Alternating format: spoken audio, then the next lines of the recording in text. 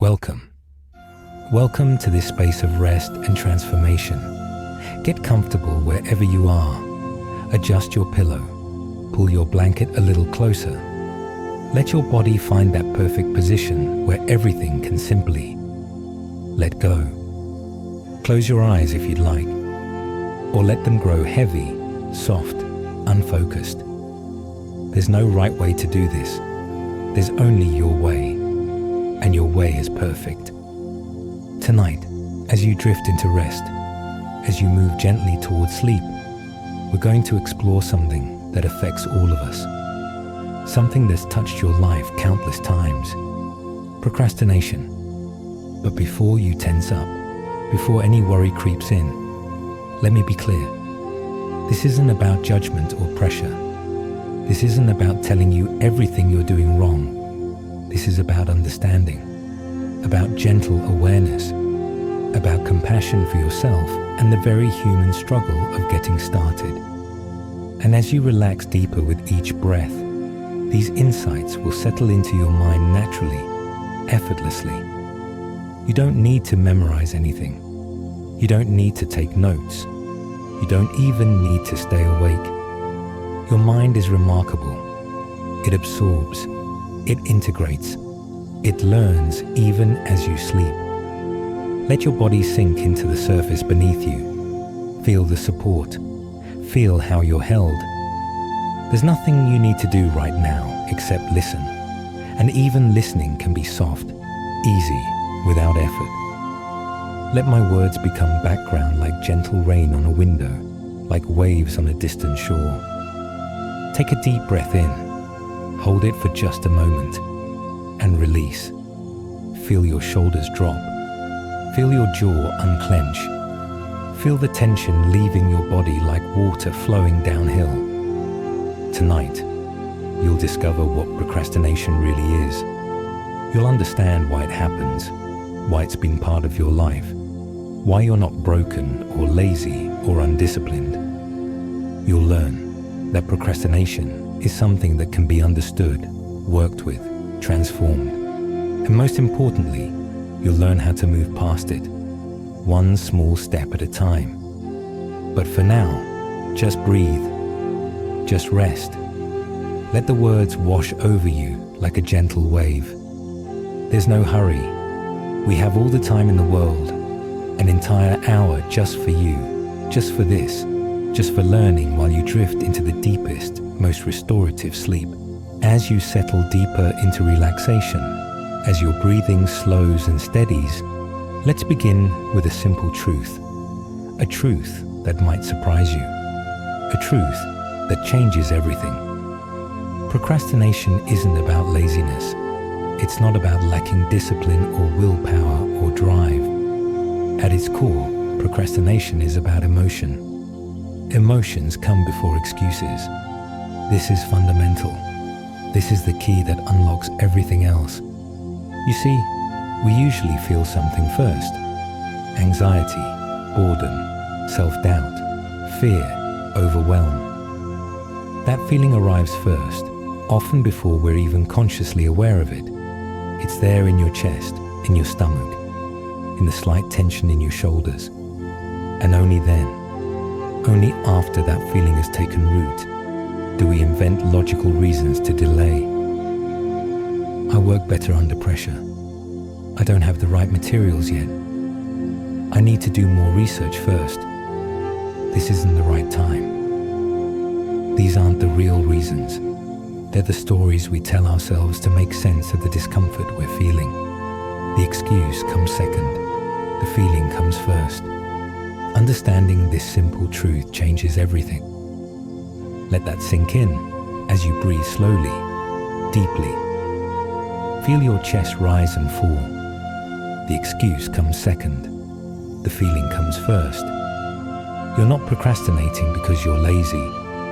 You're procrastinating because something feels uncomfortable, and your brain, trying to protect you, says, not now, later, when it feels safer. Often, what drives our delay is fear. Fear of failure drives delay.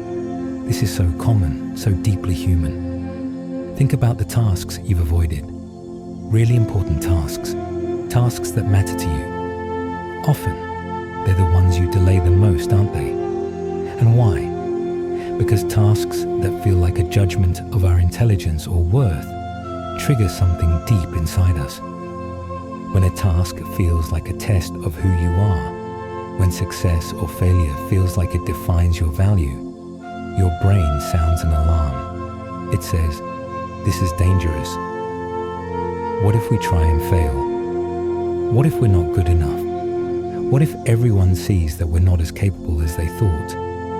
So we avoid, not because we can't do the task, but because we're afraid of what it might mean if we try and fall short. This fear is natural. It's human. It's been with our species since the beginning. And recognizing it, simply seeing it for what it is the first step to moving through it. Take another deep breath.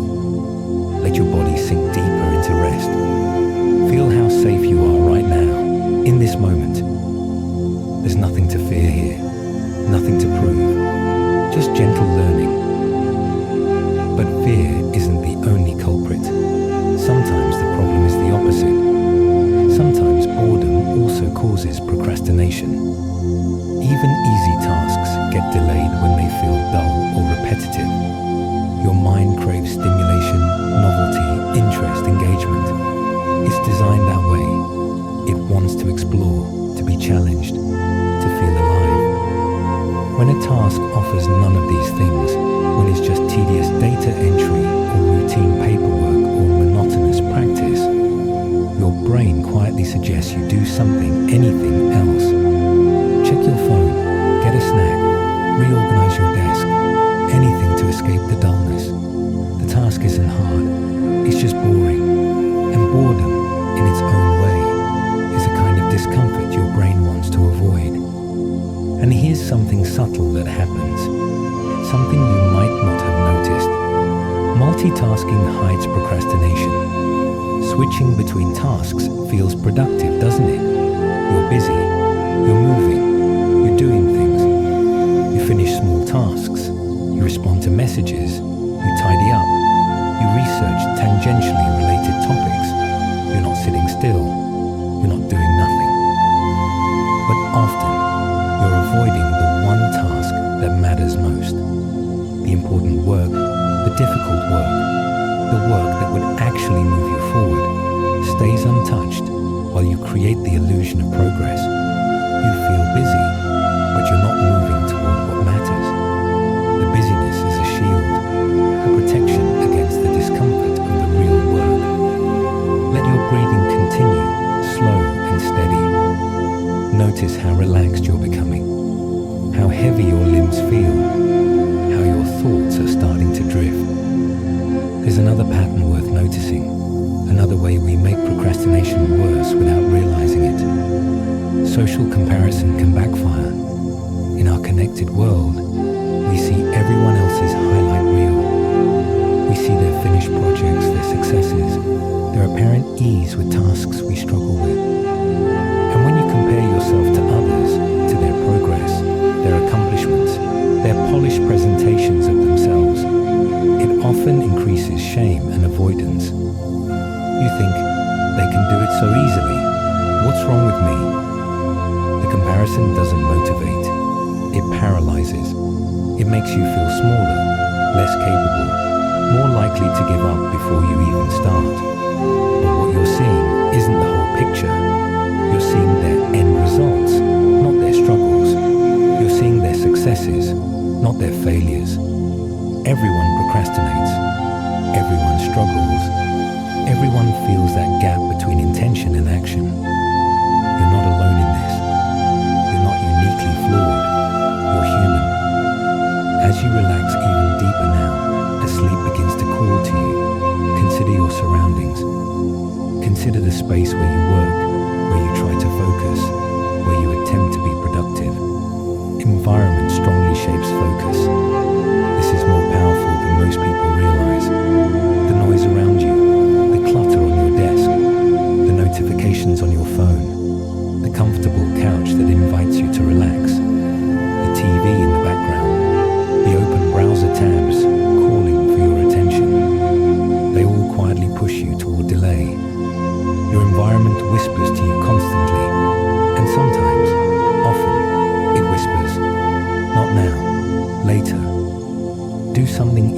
first. You might think you have strong willpower, strong discipline, but a willpower is a limited resource, and you're fighting your environment every moment you try to focus. It's like trying to diet while sitting in a bakery. Possible, yes, but why make it so hard? Your environment can be your enemy or your ally. Right now, for many of us, it's working against us without us even realizing it. And there's something else, something physical, something your body is trying to tell you. Sleep and food affect willpower. When you're tired, when you're hungry, when you're running on empty, tasks feel harder than they really are. Much harder.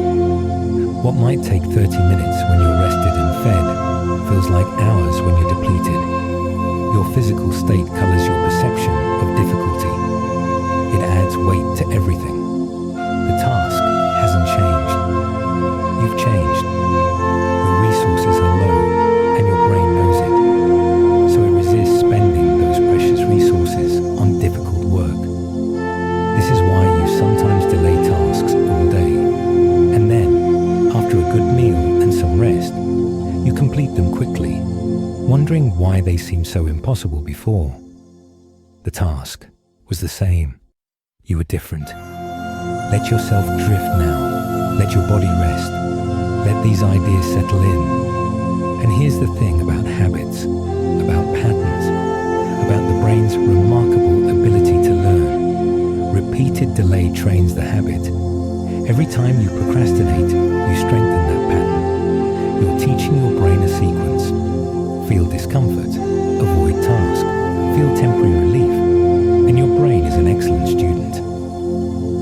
Procrastination becomes automatic the more often it's repeated. It becomes your default response. You don't even think about it anymore. You just delay. The pattern runs on its own. Your brain has learned. This is what we do when things feel uncomfortable.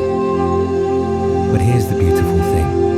If patterns can be learned, they can be unlearned. If your brain can learn to procrastinate automatically, it can learn to act automatically. That's what we're building toward. New patterns, new defaults, new automatic responses. But understanding these patterns is powerful. Just by listening tonight, just by becoming aware, just by seeing these mechanisms clearly, you're already beginning to change them. Awareness is the first step, always. You can't change what you can't see.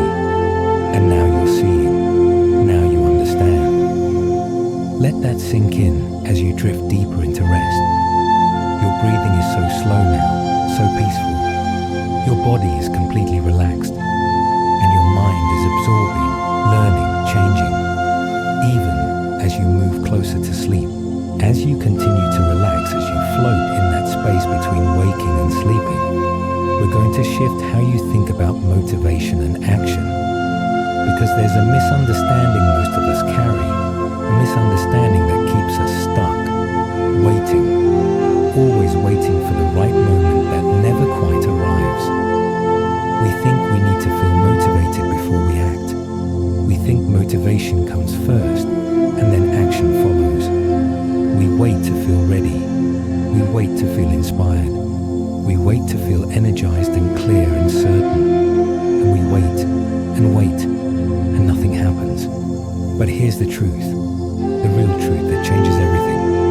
Mood follows action, not the other way around. Let that settle in. Let it surprise you. Mood follows action. Motivation usually shows up after you start, not before. Think about times you've exercised. You rarely feel like exercising before you start, do you? You feel tired, comfortable, resistant, but you go anyway. You start moving, and 5 minutes in, 10 minutes in, you start to feel energized. You start to feel good. The motivation arrived after the action, not before.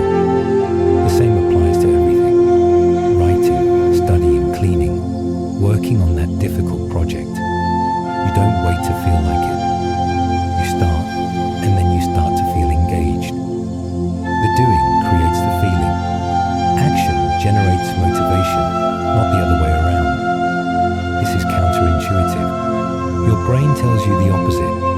It says, wait until you feel ready. But that feeling rarely comes on its own. You have to create it through action. Breathe deeply. Let your body sink deeper. Feel how natural this relaxation is. How effortless. That's what we're aiming for with action too. Not effortless in difficulty, but effortless in beginning. Waiting to feel ready keeps you stuck. It's a trap. A comfortable, reasonable sounding trap. I'll start when I feel more motivated, when I'm in the right headspace, when conditions are perfect, when I've had enough coffee, when the stars align, when Monday comes, when the new year starts. But that moment rarely comes. There's always another reason to wait, another condition that isn't quite met, another excuse that sounds perfectly logical. Action first, motivation second. That is the real order. It's backwards from what we believe, but it's true. It's been proven over and over. In research, in practice, in the lives of people who actually get things done. They're not more motivated than you. They're not waiting for motivation. They're acting despite the lack of it and finding motivation in the doing. And notice how you talk to yourself. Really notice. Listen to your inner voice. What does it say when you face a difficult task? Change how you talk to yourself. This matters more than almost anything else. When you say, this is impossible, when you say, I can't do this, when you say, I'm not good enough, you keep yourself frozen. Those words aren't neutral, they're powerful. They shape your reality. They become self-fulfilling prophecies. But when you say, I can take one small step, when you say, this is challenging but possible, when you say, I'll figure it out as I go, you unlock movement. The words you use, the story you tell yourself, shape what you believe is possible.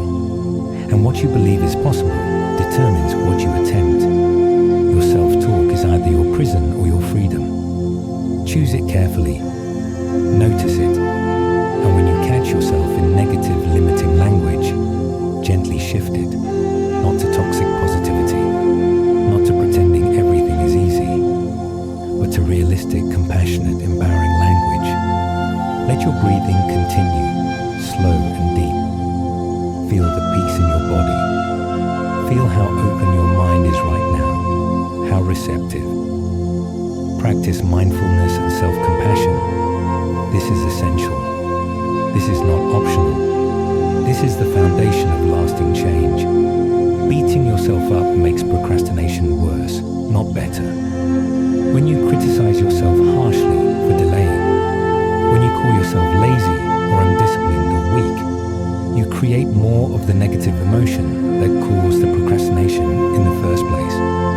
It's a cycle, a vicious cycle. You feel bad, so you procrastinate. Then you criticize yourself for procrastinating, which makes you feel worse, which leads to more procrastination. Break the cycle with gentleness, with understanding, with the kind of compassion you'd offer a good friend who was struggling.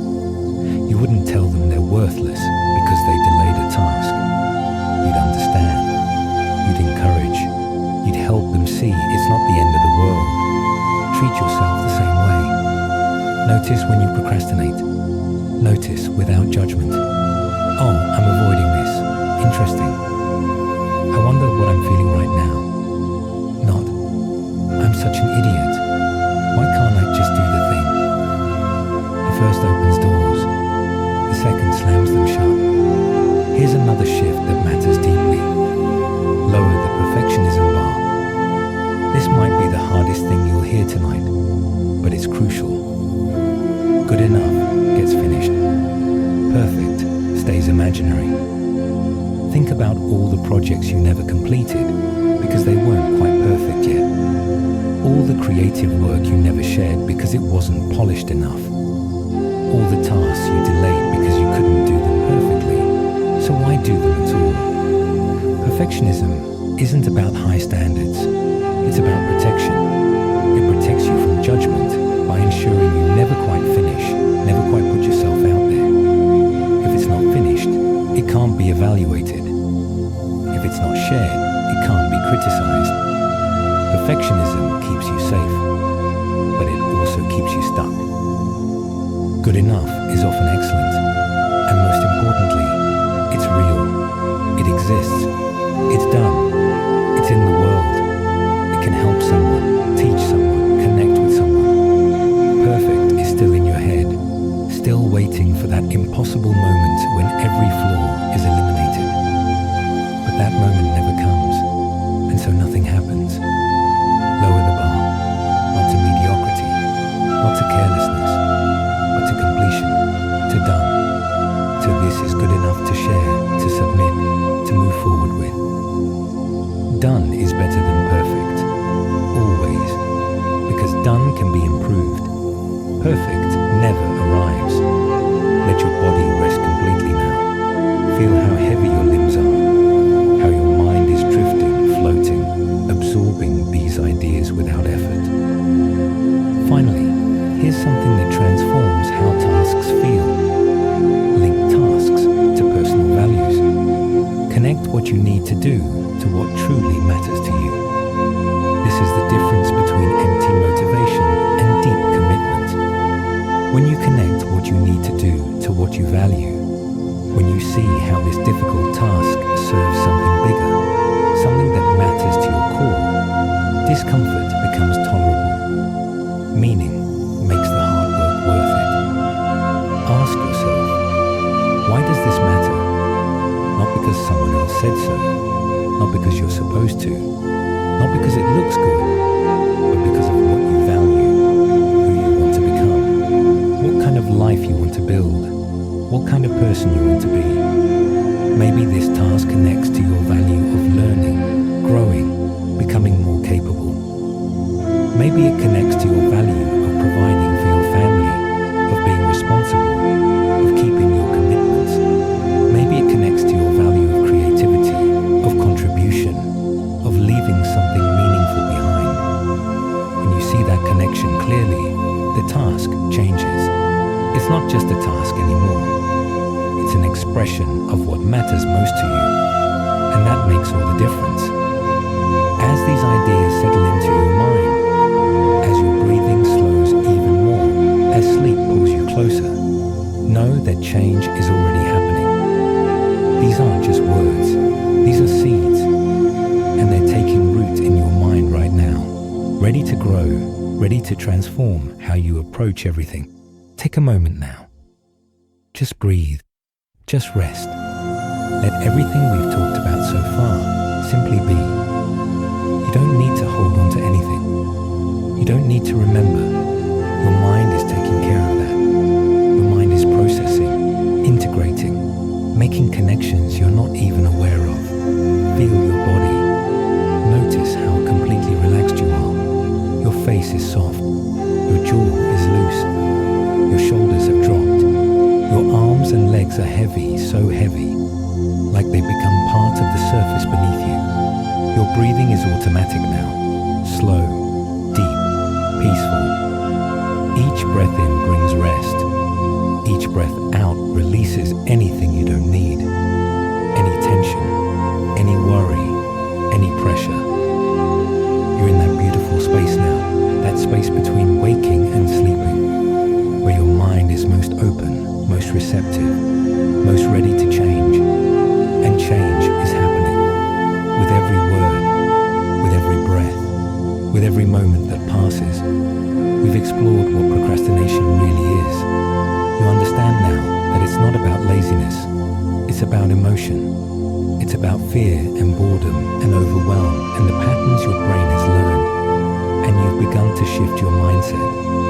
You know now that mood follows action. That waiting to feel ready keeps you stuck. That the words you use matter. That perfection is the enemy of progress. And now, as you rest even deeper, we're going to talk about the practical side, the how, the actual steps, the small, simple, achievable actions that transform understanding into change. But as we move into this, remember, you don't need to try. You don't need to memorize. Just listen. Just let the words wash over you. Your mind will hold what you need. It will surface when the time is right. Let your body sink even deeper now. Imagine you're floating on calm water, or resting on soft clouds, or wrapped in the most comfortable warmth. Whatever image brings you peace, rest there and listen. Now, as you rest comfortably, completely at ease, floating in this space of peace and learning, let's talk about the moment of beginning, because starting is often the hardest part, isn't it? The gap between intention and action can feel enormous. It can feel like a canyon. You have to leap across, but it doesn't have to be. It can be a single, small step. Start with just 5 minutes. That's all. 5 minutes. Not an hour. Not a whole project. Not until it's done. Just 5 minutes. 5 minutes is not intimidating. 5 minutes doesn't require motivation or readiness or perfect conditions. 5 minutes is nothing. Anyone can do anything for 5 minutes. Tiny commitments break resistance. Your brain doesn't argue with 5 minutes. It argues with big commitments, with overwhelming projects, with vague plans to work on this for a while. But 5 minutes, that's easy. That's doable. That's starting right now. And here's what's magical about 5 minutes. Tell yourself you'll work for just 5 minutes, and something often happens. You keep going. Once you've started, once you've broken through that initial resistance, continuing feels easier than stopping. The hardest part is beginning. 5 minutes gets you past that. But even if you don't keep going, even if you really do stop after 5 minutes, you've still taken action. And that matters. That counts. That's breaking the pattern of avoidance. That's building a new pattern of starting. 5 minutes today. 5 minutes tomorrow. That's 70 minutes in 2 weeks. That's more than an hour of work you wouldn't have done otherwise. Small commitments, repeated, create real progress. Let your breathing continue, steady and slow. Feel how simple this is, how achievable. 5 minutes, that's all it takes to begin. Break tasks into tiny steps. This is crucial. This is the difference between paralysis and progress. Your brain gets overwhelmed by big, vague tasks. Finish the project. Write the essay. Clean the house.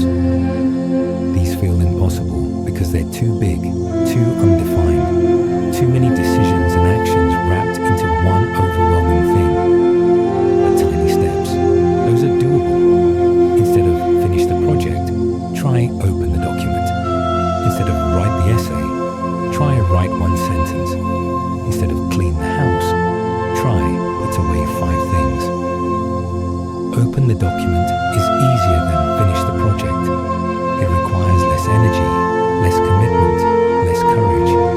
And once you've opened it, the next step becomes visible. Write one sentence, then another, then another. You're not committing to the whole thing. You're just taking one tiny step. And each tiny step reveals the next one. You don't need to see the whole staircase. You just need to see the next step, and then the next. And before you know it, you've climbed higher than you thought possible. The task hasn't gotten smaller, but it's been broken into pieces your brain can handle. And that makes all the difference. Take another deep breath. Feel the peace in your body. Feel how your mind is absorbing all of this, storing it away for when you need it. Make tasks easier to start. This is about preparation. This is about setting yourself up for success before it's time to work. Because in the moment, when you're tired or distracted or resistant, making good decisions is hard. But right now, when you're clear-headed, you can make decisions that help your future self. Before it's time to work, prepare your materials, reduce friction, remove obstacles, make starting as easy as possible. If you need to exercise in the morning, lay out your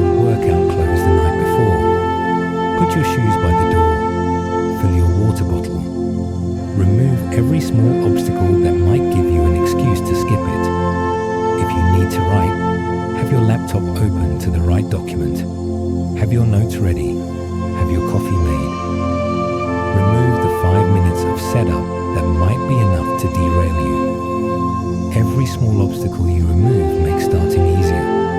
And starting easier means you're more likely to actually start. It's not about willpower. It's about design. Design your environment. Design your process. Make the right choice, the easy choice. Remove obvious distractions, your phone, your inbox, the TV in the background, the tempting websites you habitually check. Fewer temptations equal fewer battles. You only have so much willpower each day. It's a limited resource, like a battery that depletes with use.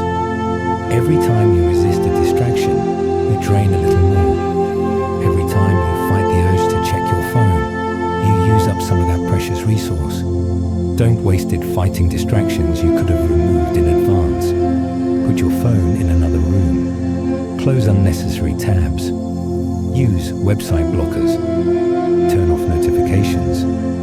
Create a space that supports focus rather than fights against it. This isn't about being extreme. It's about being realistic. You're human. You have limited willpower. Use it wisely. Use it for the actual work, not for resisting temptations you could have eliminated.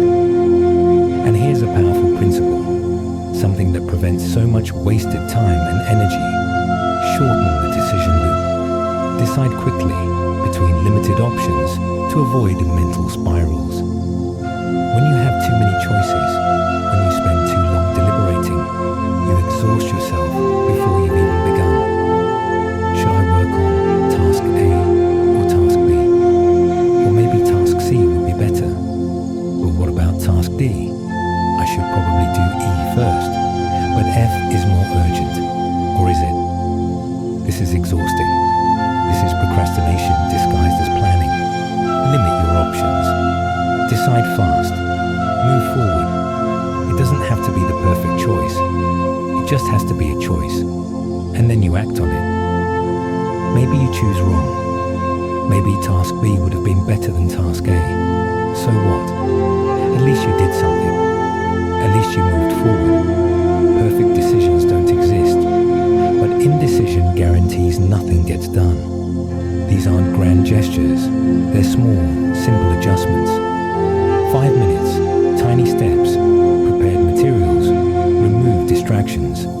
Quick decisions, nothing fancy, nothing complicated.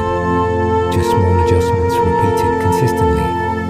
And small adjustments, repeated consistently, create profound change. They compound. They build on each other. They transform not just what you do, but who you are. As you absorb these ideas in your restful state, as your body grows heavier and your mind grows quieter, know that they're becoming part of how you naturally approach tasks. You don't need to force anything. You don't need to try. Just rest. Just absorb. Just let the change happen. You're doing beautifully. Your breathing is so slow and steady now. Your mind is open and receptive, floating in that perfect state between conscious and unconscious, where learning happens most deeply. Now let's talk about momentum, because starting is one thing, continuing is another, and both matter. Use short-timed work blocks. This is one of the most powerful techniques for maintaining momentum. Don't commit to hours of focused work. Don't tell yourself you'll work until it's done.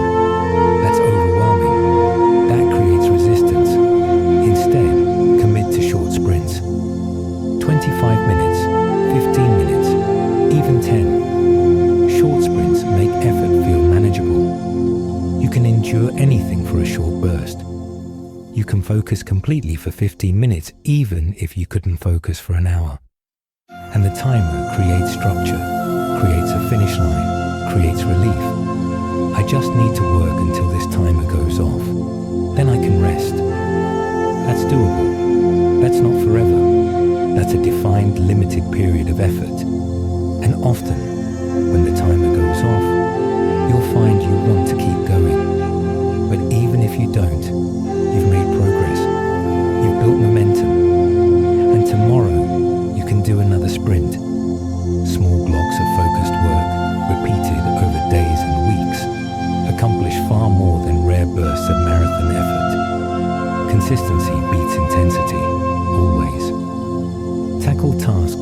energy is highest. Pay attention to your rhythms. Your body and mind aren't constant throughout the day. Sometimes you're sharp, clear, energized. Sometimes you're foggy, tired, depleted. These aren't character flaws. These are natural rhythms. Some people think best in the morning, when they're fresh, when the day is new, when their willpower is full. Others come alive in the afternoon or evening, when they've warmed up, when they've processed the day, when distractions have quieted. Know yourself. Notice your patterns and match hard work to your best hours. Stop fighting your natural patterns and start working with them. Do your most important, most difficult work when you're at your best. Save easier tasks, routine work, administrative stuff for when your energy is lower. This isn't lazy. This is smart. This is using your resources wisely. You wouldn't try to lift the heaviest weight when you're exhausted. Don't try to do your hardest thinking when your mind is tired. Limit your daily to-do list. This is crucial. This prevents so much overwhelm and disappointment. Fewer priorities equal less overwhelm. When you have 15 things on your list, you feel defeated before you start. You look at it and think, this is impossible. I can't do all this. Why bother? But when you have 3 things, you feel capable. You think, I can do 3 things, that's achievable. And you do them, and you feel successful. And that success builds momentum for tomorrow. Choose what truly matters. What are the 1, 2, or 3 things that would make today a success? Not everything. Not all the small tasks and errands and nice-to-haves. The essential things. The things that move you forward. Let the rest wait. It's not going anywhere. And if it's truly important, it'll still be there tomorrow.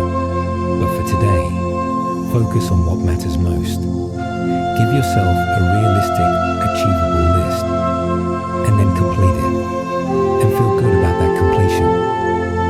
Set clear, specific goals. Vague intentions invite delay. They give your brain too much wiggle room, too many ways to avoid. Be productive today means nothing. It's not a goal, it's a wish. Finish the first draft of section 2 by 3 p.m. is a goal. It's specific, it's measurable. You know exactly what success looks like.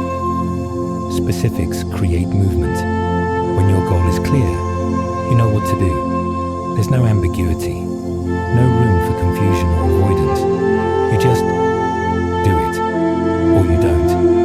But either way, you know where you stand. Make your goals so specific that a third party could tell whether you achieved them or not. Not work on the project. Write 500 words of the introduction, not exercise. Do 20 minutes of yoga, not clean. Clear and wipe the kitchen counters. Clear goals create clear action, and clear action creates progress. Schedule tasks in your day. Don't rely on finding time. Time is never found. Time is made. Planned work beats waiting for motivation every single time. When a task has a specific time slot in your calendar, when you've decided, I will work on this from 10 to 11 a.m., you show up. You've made a commitment, not just to the task, but to that specific time. And when the time comes, you follow through. When it's floating in a vague future, when it's, I'll do this sometime today, it never quite happens. There's always something more urgent, more appealing, more comfortable. The day slips away, and the task remains undone. Schedule it. Make it real. Make it concrete. And then honor that commitment to yourself the same way you'd honor a commitment to someone else. Use if-then plans. These are remarkably powerful. These are implementation intentions, and research shows they dramatically increase follow-through. You're not just deciding what to do, you're deciding exactly when and how you'll do it. If it's 9 a.m., then I open my laptop and start writing. finish breakfast, then I review my notes for 10 minutes.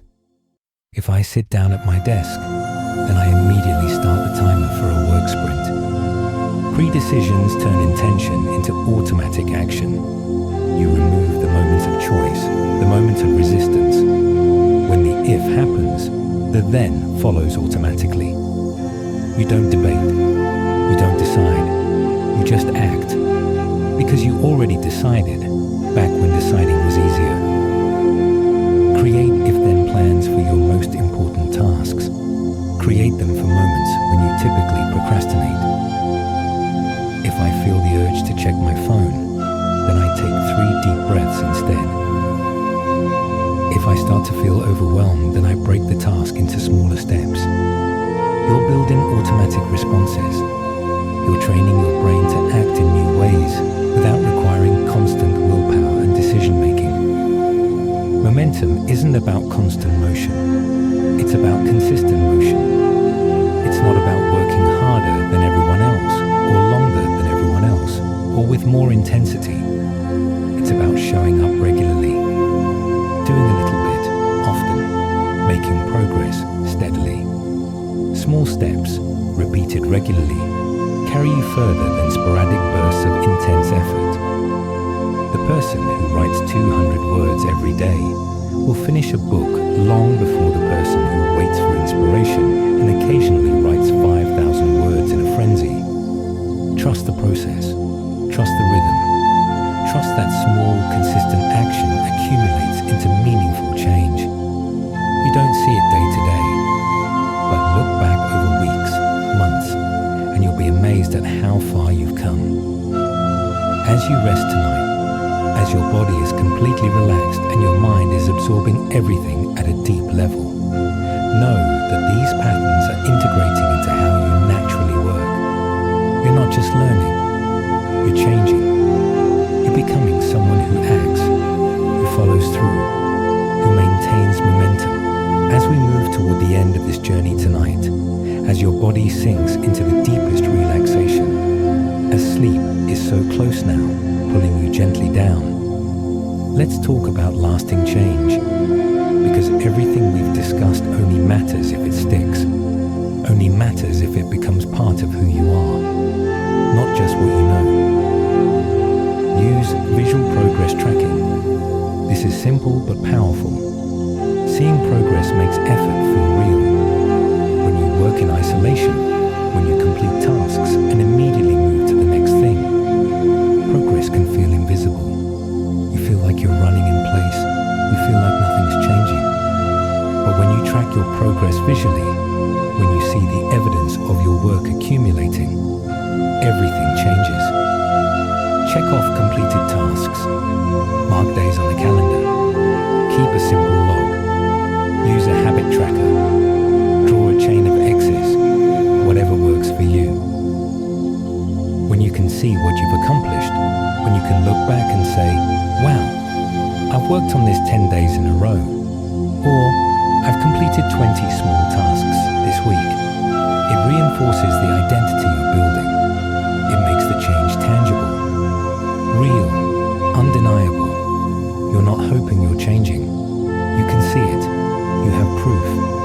And that proof motivates you to keep going, to protect the streak, to add another check mark, to keep building on what you've started. Visual tracking doesn't need to be complicated. A simple calendar with X's, a list with check marks, a jar you add a marble to each time you follow through. Whatever makes your progress visible to you. That visibility matters more than you might think. Use rewards and accountability. Immediate rewards beat distant goals every time. Your brain responds to what's right in front of it, not to vague future benefits. This will help my career in 5 years doesn't motivate in the moment. But after I finish this, I get to have that coffee I've been craving does. Build in small rewards, not as bribes, as celebrations, as acknowledgements that you did something difficult. Finish a difficult task. Do something enjoyable afterward. Watch an episode of your favorite show. Call a friend. that treat you've been thinking about. And accountability. Tell someone about your commitment, not to create pressure or judgment, to create gentle support. I'm working on writing every morning this week. Just saying it out loud makes it more real.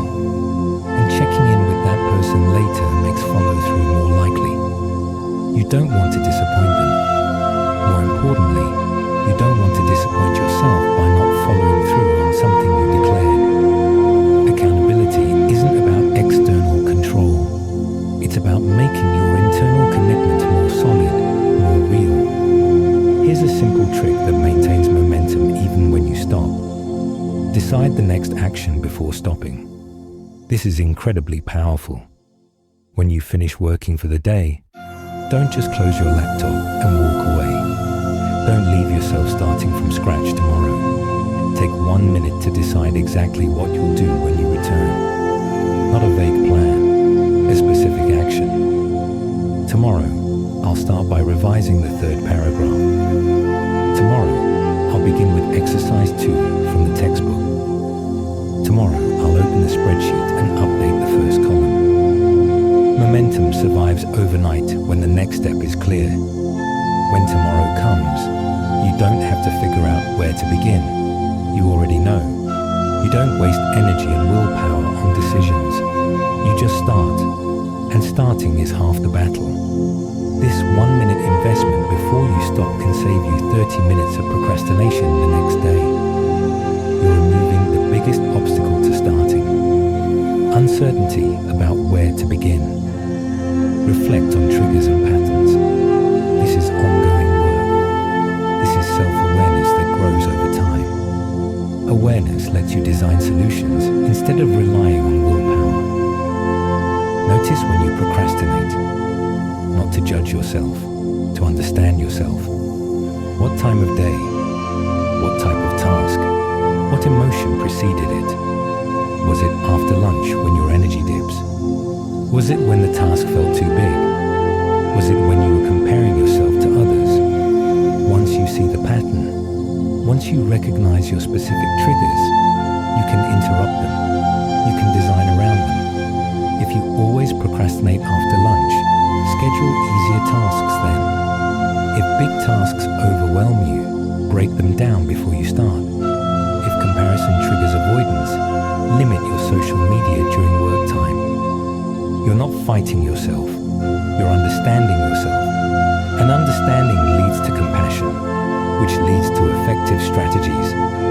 You're working with your brain, not against it. Keep a simple journal if it helps. Just a few sentences. Today I delayed X. I was feeling Y. I think it was because Z. Patterns will emerge, and those patterns are gold.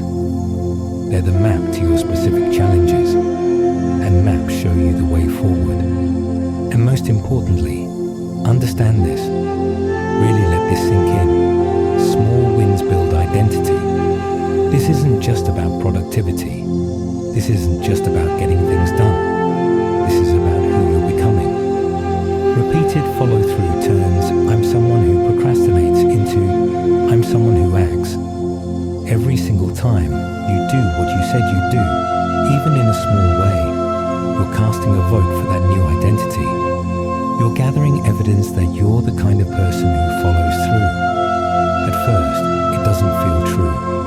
At first, it feels like you're pretending. I'm not really someone who acts. I'm just doing this once. But keep gathering evidence. Keep taking small actions. Keep following through on tiny commitments.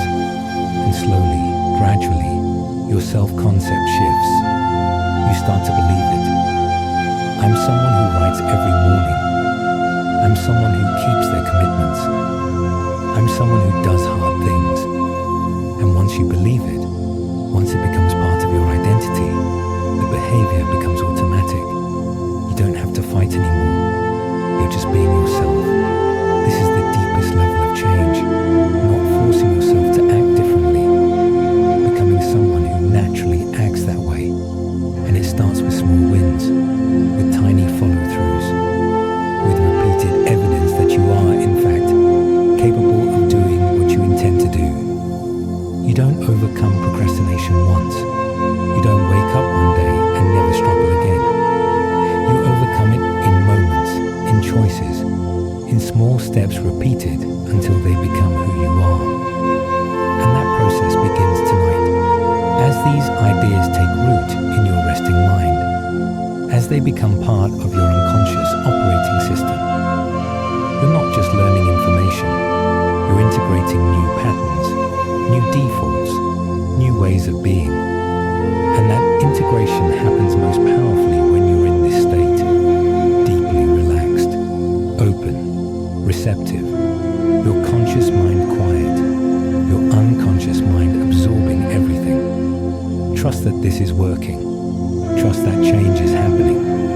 Trust that when you need these insights, when you face that moment of choice between action and delay, something in you will remember. Something in you will shift.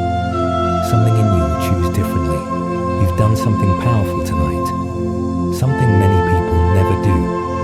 You've listened. You've opened yourself to learning. You've allowed new patterns to take root. And change is already happening, quietly, beneath the surface, in ways you can't yet see, but will soon feel. Tomorrow, when you wake, you won't suddenly be a different person. That's not how change works. You'll still face challenges. You'll still feel resistance sometimes. You'll still have moments when procrastination tempts you. That's normal. That's human. That's expected. But you'll have these tools now, these insights, these gentle reminders. Emotions come before excuses. Mood follows action. Start with just 5 minutes. Break tasks into tiny steps. Good enough gets finished. Small wins build identity. You don't need to remember everything. The ideas that matter, the ideas that are meant for you, will stay with you. They'll surface when you need them. They'll whisper in the back of your mind at exactly the right moment. Trust that. Your unconscious mind is remarkable. It's been absorbing everything tonight, processing, connecting, integrating, and it will continue this work while you sleep. While you rest deeply and peacefully, your mind is reorganizing, creating new patterns, new pathways, new automatic responses. Sleep is when consolidation happens, when learning becomes permanent, when temporary knowledge becomes lasting change. And tonight, you're giving your mind the gift of deep, restorative sleep. Sleep where healing happens, where growth happens, where transformation happens. For now, let yourself drift completely. Let go of any remaining tension. Let go of any need to hold on to these words. Your mind has them. Your unconscious has integrated them. You can release conscious control now. You can simply be. Tomorrow, when you wake, you'll feel rested, refreshed, ready. And when you face that task you've been avoiding, something will be different. Maybe you'll remember the 5-minute rule. Maybe you'll catch yourself making excuses and recognize the emotion underneath.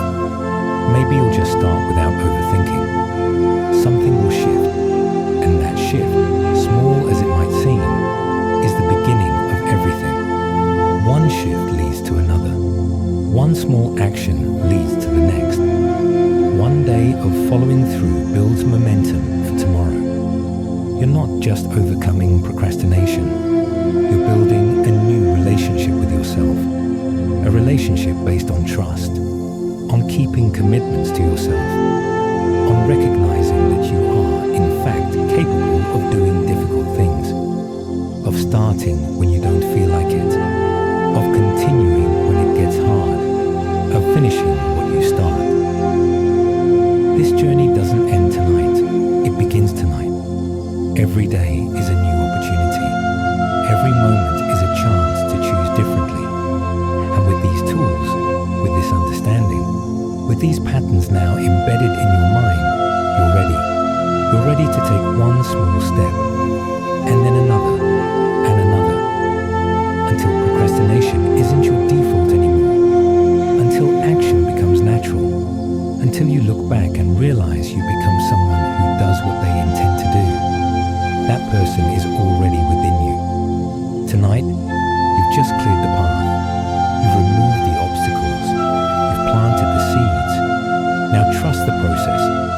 Trust yourself. Trust that small, consistent action will carry you exactly where you want to go. Sleep well now. Sleep deeply. Sleep peacefully. Let your body rest completely. Let your mind integrate everything you've learned. And when you wake with gentle confidence. Wake knowing that you have everything you need. Wake ready to begin. You're already changing. Can you feel it? In the quiet of your body, in the openness of your mind, in the possibility that's settling around you like a comfortable blanket. Change is here. Growth is happening. Transformation is underway.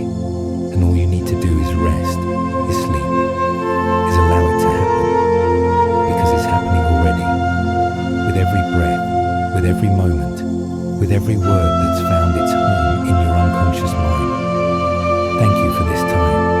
Thank you for your openness. Thank you for choosing growth, choosing change, choosing to become who you're meant to be. Now sleep deeply, peacefully, beautifully. And when you wake, you'll be ready. Ready for one small step. And that's all you'll ever need. Just one small step. And then the next.